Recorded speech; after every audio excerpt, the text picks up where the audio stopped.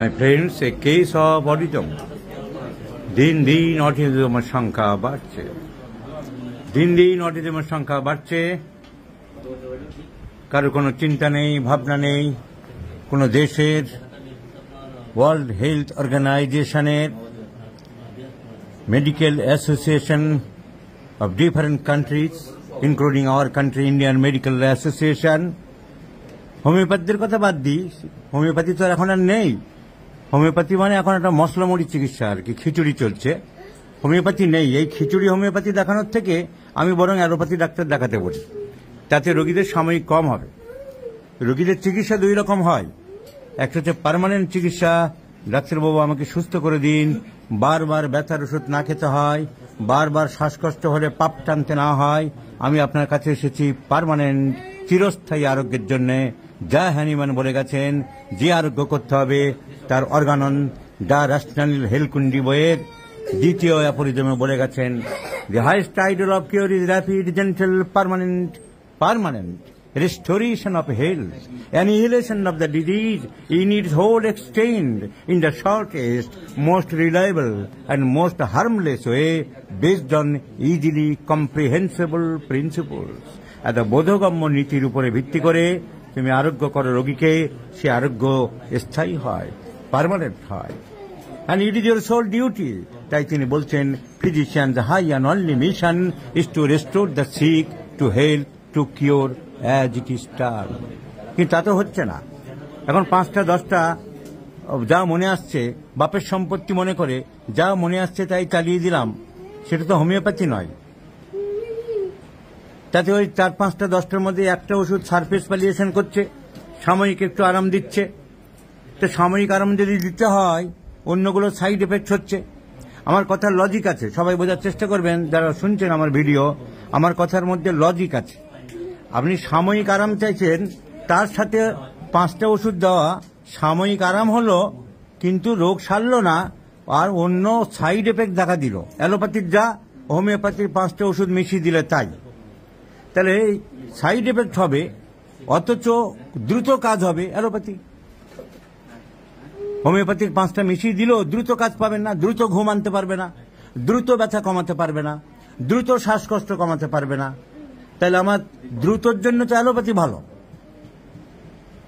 আর 5টা পাশের side effect কিছু না কিছু হচ্ছে, আর এখানেও সাইড এফেক্ট হচ্ছে। হোমিওপ্যাথি যারা মশলা মুড়ি দিচ্ছে, সাইড এফেক্ট হচ্ছে, অথচ দ্রুত হচ্ছে না। তাহলে কম্পেয়ার করলে কোনটা ভালো? অ্যালোপ্যাথি ভালো। তাই আমি এই সমস্ত অজ্ঞ, অসভ্য, ইতর, বর্বর শ্রেণীর হোমিওপ্যাথিক চিকিৎসকদের কাছে চিকিৎসা করার থেকে অ্যালোপ্যাথি করতে উপদেশ দিই আপনাদের, যারা 5টা 10টা মিশিয়ে দেয়। কারণ একটাতে দ্রুত কমাবে আর সাইড এফেক্ট অন্য ক্ষতি করবে। অ্যালোপ্যাথিতে যা, এদেরও তাই। ওখানে লাভ কি আছে? কোনটা প্রফিট বেশি? ওটাই প্রফিট বেশি। কারণ আপনার আরোগ্য আপনার ইমিডিয়েট কমবে, ভালোভাবে কমবে ব্যথা, শ্বাসকষ্ট তাড়াতাড়ি কমবে, চর্মরোগ তাড়াতাড়ি কমবে। তাহলে আপনি অ্যালোপ্যাথি করাই ভালো। আর পার্মানেন্ট চিকিৎসা হোমিওপ্যাথির কাছে যে উদ্দেশ্য নিয়ে আসেন, তাতে ওরা করছে না, ওরা জানে না, ওরা বোঝে না, ওরা মানে না। ওদের রক্তে তা নেই, ওদের রক্তে শুধু ব্যবসা, কিভাবে আপনাকে ঠকিয়ে টাকা পয়সা নেবে আর 5-10টা ওষুধ যাও করে দিয়ে মশলা মুড়ি বানিয়ে দেবে, তাতে রোগ সারবে না। কারণ ওরা পড়ে না, ওরা analysis and evaluation of symptom জানে না, ওরা কেস টেকিং জানে না। ওরা এক সময় একটা ওষুধ দেওয়ার নীতি ফলো করতে গেলে যে পড়াশোনা করতে হবে তা করে না, ওদের পেটে বিদ্যা নেই। তো এই যে বাচ্চা, restlessness to the infinity, autism, তাকায় না, মারে, নিজের আঙুল দাগ করে দিয়েছে, কামড়াই, biting tendency, restlessness, aggressive, attention hyperactive disorder, attention deficit hyperactive disorder. These cases are violent, aggressive. So stramonium is the remedy. So stramonium is the remedy, my friends. So let's prescribe for the child for his restlessness, biting tendency, no eye contact. It is a definite case of autism spectrum disorder, and so my first prescription is stramonium.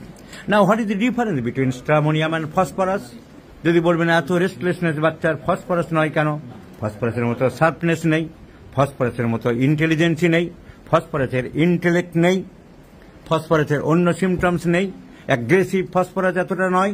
So no phosphorus but stramonium. So I do like to prescribe stramonium 30 few doses, the great invention of Samuel Christian Friedrich Hahnemann's discovery.